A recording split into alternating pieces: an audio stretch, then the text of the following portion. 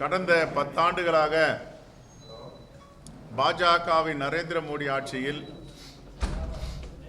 அரசியலமைப்பு சட்டத்தை சிதைத்து தனக்கான சட்டமாக பாஜக RSSின் சட்டமாக தொடர்ந்து மாற்றி வருகிறார்கள். தேர்தல் ஆணையரை நியமிப்பதாக இருந்தாலும் சரி, பண மதிப்பீட்டு கொள்கை இருந்தாலும் சரி, வேளாண்மை புதிய திருத்த சட்டங்கள் இருந்தாலும் சரி, எல்லோருக்கும் பாதகமாக சர்வதிகார முறையில் 10 ஆண்டுகளாக ஆட்சி செய்தார் மோடி. தற்போது எல்லாவற்றையும் மிஞ்சும் விதமாக போஸ்டல் வாக்குகளை, தபால் வாக்குகளை கடைசியாக எண்ண வேண்டும் என்று உத்தரவிட்டிருக்கிறார்கள். நாங்கள் 2021ஆம் ஆண்டு தேர்தலில் நின்றபோது கூட தபால் வாக்குகளை காலையில் முதலில் எண்ண தொடங்கி விடுவார்கள். அதை அறிவித்த பிறகுதான் மிஷின் EVMஇல் உள்ள வாக்குகளை எண்ணுவார்கள். ஆனால் இப்பொழுது மோடியுடைய ஆட்சியில் தேர்தல் ஆணையம் அவர்களுடைய கைப்பாவையாக இருந்து கொண்டு தபால் வாக்குகளை கடைசி ரவுண்டு முடிந்தவுடன் எண்ண வேண்டும் என்று முடிவெடுத்ததாக செய்திகள் வந்து கொண்டிருக்கின்றன. இதை வன்மையாக கண்டிக்கிறோம். இது தேசத்திற்கு விரோதமான செயல். ஏற்கனவே இன்றைய பேரவைத் தலைவர் மாண்புமிகு திரு அப்பாவு அவர்கள் தேர்தலில் என்ன நடந்தது என்று தெரியும். அதே போன்று இந்தியா முழுவதும் 10,000 15,000 வாக்குகள் எங்கெங்கெல்லாம் வித்தியாசம் இருக்கிறதோ அதை மாற்றி அறிவிப்பதற்கான திட்டத்தை பாஜக முன்னெடுத்திருக்கிறது. இதிலையாவது தேர்தல் ஆணையம் கும்பகர்ணன் போல் தூங்காமல் வீழ்த்து கொண்டு மக்கள் பிரதிநிதித்துவ சட்டத்தை நிலைநிறுத்த வேண்டும் என்பதை நாங்கள் காங்கிரஸ் பேரியக்கத்தின் சார்பாக கேட்டுக்கொள்கிறோம்.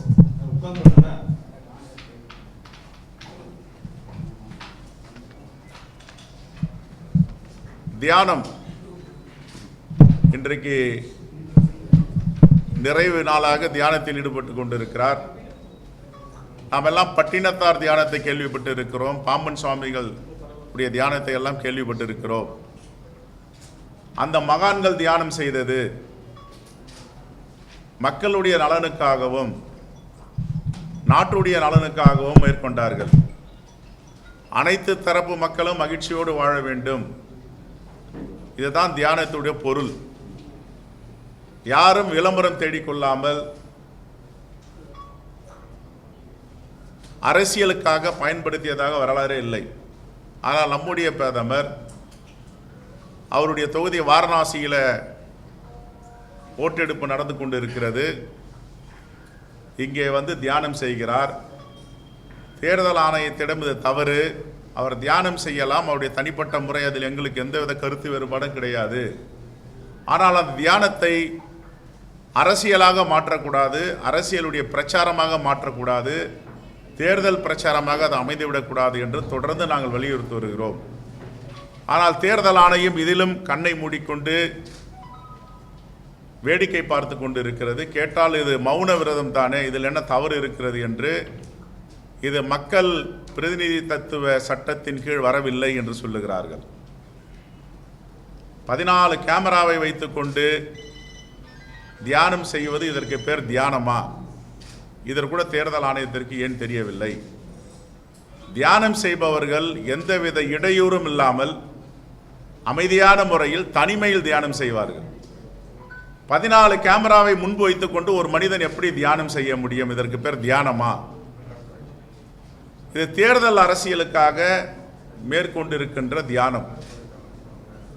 எதற்காக விவேகானந்தர் தன்னுடைய வாழ்க்கையை அர்ப்பணித்து எல்லா மக்களுக்குமான ஒரு தலைவராக விளங்கினாரோ, அவருடைய சிகாகோ பேச்சுகளாகட்டும், இந்தியாவில் பேசிய உரையாகட்டும், அதற்கு நேர்மாறாக விவேகானந்தருடைய புகழை கெடுப்பதற்கும் இப்படிப்பட்ட முடிவை நரேந்திர மோடி எடுத்திருக்கிறார். இது வன்மையாக கண்டிக்கத்தக்கது.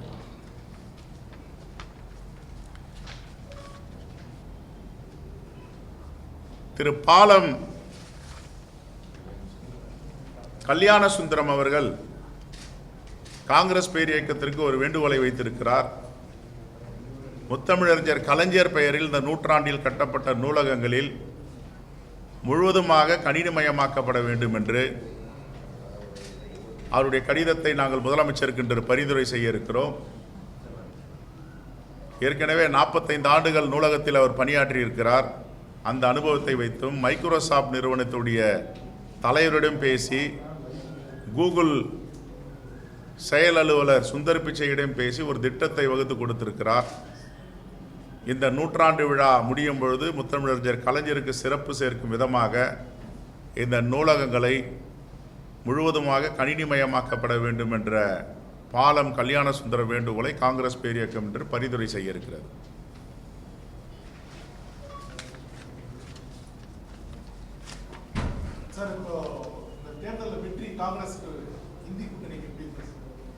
எங்க தலைவர் ராகுல் காந்தி ஏற்கனவே சொல்லிட்டாரு. அவர் முன்மொழிந்ததை நாங்கள் வழிமொழிகிறோம். மிகப்பெரிய அளவில் யாரும் எதிர்பார்க்காத அளவிற்கு இந்தியா கூட்டணி வெற்றி பெற இருக்கிறது. ஆனால் எல்லா வேலையும் முடித்துவிட்டு வாக்கு எண்ணிக்கையின் போது விழிப்புணர்வோடு இருக்க வேண்டும். குறிப்பாக 17C அந்த படிவத்தை கவனமாக பார்க்க வேண்டும். 17C படிவமும் விவிபேடில் எழுதப்பட்ட அந்த எழுத்துக்களும் இவிஎம் இயந்திரத்தில் உள்ள எழுத்துக்களும் ஒரே மாதிரியாக இருக்க வேண்டும். எத்தனை வாக்குகள் பதிவாகி இருக்கிறது என்று 17Cயில் இருக்கிறதோ அது விவிபேடிலும் இருக்க வேண்டும், இவிஎம் இயந்திரத்திலும் இருக்க வேண்டும். இதை எங்களுடைய வாக்குச்சாவடி முகவர்கள் உன்னிப்பாக கவனமாக இருக்க வேண்டும். இவ்வளவு நாள் உழைத்த உழைப்பு, இந்த 10 ஆண்டுகள் போராட்டம், ஜனநாயகத்தை மீட்டெடுப்பதற்கான போராட்டம் வெற்றி பெறும் பொழுது 24 மணி நேரமும் வாக்கு எண்ணிக்கை என்று காங்கிரஸ் பேரியக்கத்தை சார்ந்த தோழமை கட்சிகளை சார்ந்த வாக்குச்சாவடி முகவர்கள் கண்ணும் கருத்தமாக இந்த தேசத்தை பாதுகாப்பதற்கும் இந்திய அரசியலமைப்பு சட்டத்தை பாதுகாப்பதற்கும் விழிப்போடு இருக்க வேண்டும் என்பதுதான் எங்களுடைய கோரிக்கை. இந்தியா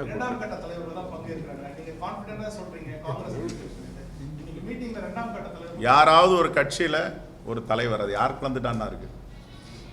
இப்போ நான் இங்கே வர முடியல, 2 நாள் ஊரில் இல்லை, எங்கள் தலைவர்கள்லாம் வந்து இங்கே பத்திரிகையாளர் சந்திக்கிறாங்க, விழா எடுக்கிறாங்க. அதான் ஜனநாயகம். ஜனநாயகம் சொல்றீங்க. இந்த எக்ஸிட் போல்ல வந்து காங்கிரஸ் யாருமே வந்து பங்கேற்க கூடாது விவாத நிகழ்ச்சியில. அது ஏன் தவிர்க்கிறீங்க? வெற்றி வாய்ப்பு ஒன்று பிரகாசம் சொல்றீங்க. அது தவிர்த்ததுக்கு உண்டான காரணம் அது ஒரு கட்சிக்கு ஒரு கொள்கை, ஒரு முடிவுங்க. அதில் யாரை நான் தலைய முடியும், யாரை நான் கேட்க முடியும்? உங்களுடைய வெற்றியை கொண்டாட வேண்டியது தொலைக்காட்சியில் கடமை இருக்கு இல்லையா? கரெக்ட். வெற்றி பிரகாசம் அதான் அதை கொண்டாடுறது ஆணவமாக இருக்கக்கூடாது. பாஜக மாதிரி அடக்கமாக இருக்கணும். நாங்கள் அடக்கமாக இருக்கோம். மகிழ்ச்சின்னு கூட சொல்றாங்க. இல்லை, அடக்கமாக இருக்கோம். ரைட். நெக்ஸ்ட். கவுன்சிலர் வந்து குப்பை அகற்றல்னு சொல்லிட்டு கவுன்சிலரோட கணவனை சேர்ந்து காங்கிரஸ் கவுன்சிலரோட கௌதம்ங்கிறவரை அடிச்சிருக்காங்க. அது சட்டப்பிரகாரம் நடவடிக்கை எடுக்கட்டும். நான் காலையிலேயே கேட்டாங்க, யாராக இருந்தா சார் தவறு செஞ்சால் தவறு தான், நடவடிக்கை எடுக்கட்டும். இல்லைங்க, நான் என்ன காலையில் கூட கோயம்புத்தூர்லேருந்து பேசினாங்க. இருங்க சார், காலையிலேருந்து கோயம்புத்தூர் வந்து பேசினாங்க. காவல்துறைக்கு என்ற கடமை இருக்குது. யார் தவறு செஞ்சாலும் நடவடிக்கை எடுங்க. உண்மையான குற்றவாளியை நீங்கள் வழக்கு போடுங்கன்னு சொல்லியிருக்கோம். அதான் சார், விசாரணை புலன் விசாரணையில் அவங்க தான் தவறு செஞ்சாங்கன்னு சொன்னா அவங்க மேல புலன் விசாரணை செய்ய வேண்டியதானே?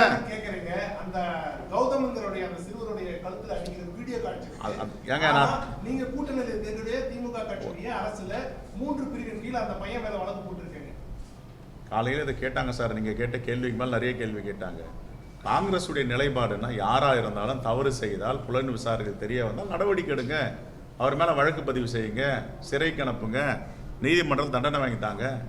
நாங்கள் என்ன குற்றவாளிகளை காப்பாற்றணும் நான் சொல்லிட்டு இருக்கோம்? அப்படிலாம் கிடையாது. நடவடிக்கை எடுக்க சொல்லியிருக்கோம் சார். நீங்களும் சொல்லுங்க, ஓங்கி இங்கே பேசுறத இன்னும் சவுண்டா பேசுங்க, வெளியில போயிட்டு நடவடிக்கை எடுங்க.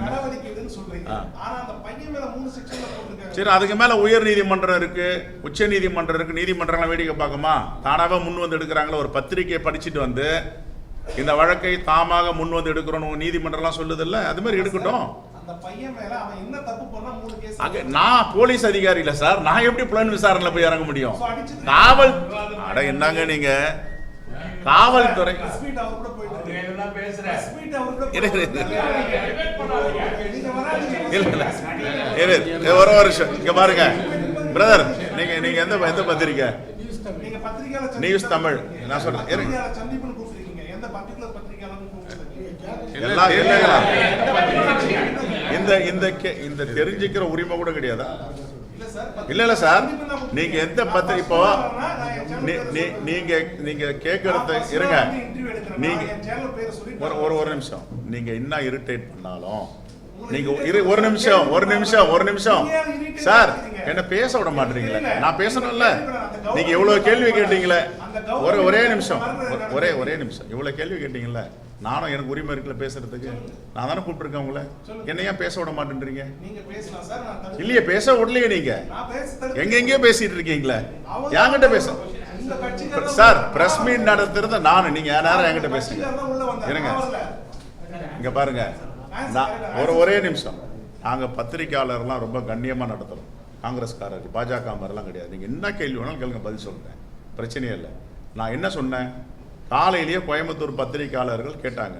நான் என்ன சொன்னேன்னா, யார் தப்பு செஞ்சிருந்தாலும் காவல்துறை புலன் விசாரணையில் குற்றவாளி என்று நிரூபிக்கப்பட்டால், கண்டறிந்தால் வழக்கு பதிவு செஞ்சு சிறையில் அடிங்க, நீதிமன்றம் தண்டனை வாங்கி தரங்கன்னு சொல்லியிருக்கேன். இதுக்கு மேல என்ன சொல்ல முடியும்? திருப்பி இதையே கேட்குறீங்களா? சின்ன ஒரு கேள்வி இருக்கு சார் கிட்ட. கௌதம் தப்பு பண்ணாரா? எனக்கு யாருன்னு தெரியல சார். சார் ஒரு நிமிஷம்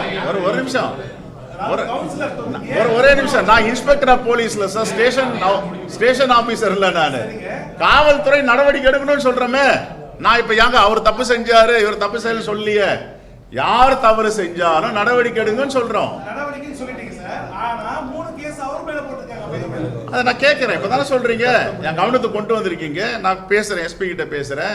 அதுக்கு என்னங்க நடந்துச்சு, இது மாதிரி தவறா போடுறீங்கன்னா உண்மையான குற்றவாளி அடையாளம் காணுங்கன்னு சொல்லுவோம். சரி, ஓகே, வெரி குட். அருமையான கேள்வி. ரைட், வாழ்த்துக்கள். அடுத்தது. Right, thank you. ரைட்.